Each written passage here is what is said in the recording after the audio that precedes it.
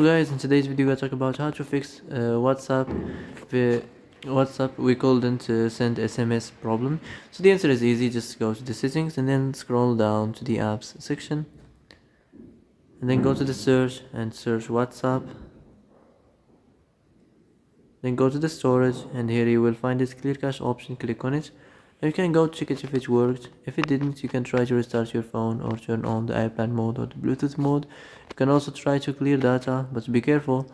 If you clear data, all the WhatsApp's data will be deleted. This includes all files, the settings, the accounts, the databases, etc. So be careful if you want to clear your data.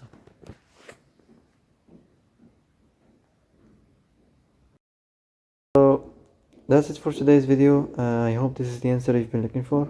If you like this video, don't forget to like and subscribe, and see you in the next video.